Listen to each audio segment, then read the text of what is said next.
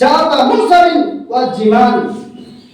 ওই ব্যক্তি যে ব্যক্তিকে খুব সুন্দরী রমণী নারী ডাকার পরে এসে বলছে, যুবক তুমি আসো আমার সাথে অবৈধ কাজে লিপ্ত হও, তুমি আমার সাথে জেনায় লিপ্ত হও, তুমি আমার লজ্জা ইজ্জতের উপরে উপভোগ করো।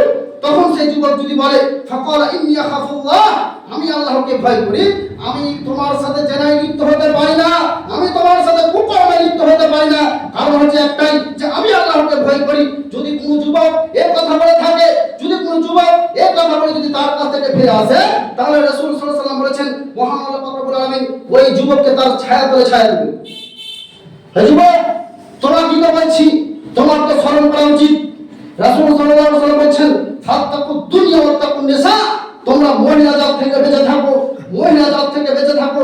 এই মহিলা এমন জাতি, এই মহিলা এমন জাতি যারা বনি ইসরাইলকে ধ্বংস করেছিল, যারা বনি ইসরাইলকে ধ্বংস করেছিল।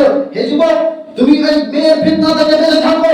পৃথিবীতে যদি কারোর কাছ থেকে বাঁচতে হয় তাহলে তোমরা মেয়ে জাতি থেকে বেঁচে থাকো, কারণ এই মেয়ে জাতি এমন জাতি তোমাকে ধ্বংস করবে, তোমার বাপকে ধ্বংস করবে, তোমার বংশ ধ্বংস করবে এই নারী জাতি।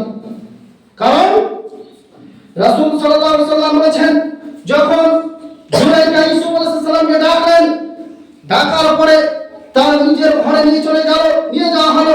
নিজের ঘরে নিয়ে যাওয়ার পরে জুলাইখা তখন ইউসুফ আলাইহিস সালামকে বলছেন, তুমি আসো, আমার লজ্জা ইজ্জতকে তুমি উপভোগ করো, তুমি আমার সাথে কুকর্মে জড়িত হও, এ কথা জুলাইখা বলছে। তখন ইউসুফ আলাইহিস সালাম বলছেন না না না, ফাকালা ইন্নী আখাফুল্লাহ, আমি আল্লাহকে ভয় করি, তোমার সাথে আমি এই জিনায় লিপ্ত হতে পারি না, এই সমস্ত অকর্ম কাজ আমি তোমার সাথে জড়িত হতে পারবো না, কারণ হচ্ছে একটাই যে আমি আল্লাহকে ভয় করি। যখন ইউসুফ আলাইহিস সালাম সেখান থেকে পালানোর চেষ্টা করলো, তখন একটা করে দরজা খুলছে আর ইউসুফ আলাইহিস সালাম আগে দৌড়াচ্ছেন। এইভাবে চলতে আস্তে আস্তে জুলাইখা তখন পিছন থেকে ইউসুফ আলাইহিস সালামের জামার কলার ধরে পিছনে ফেলে দিল, আর সামনে দেখছে যে কি জুলাইখার সামনে। তখন জুলাইখা বলছে, আপনি যাকে আমার বাড়িতে রেখেছেন, এইটা ছেলেটিকে আমার বাড়িতে রেখেছেন, সে আমার বাড়িতে খায়, আমার বাড়িতে ঘুমায়, তবুও সে আমার লজ্জা ইজ্জতের উপরে হামলা করছে।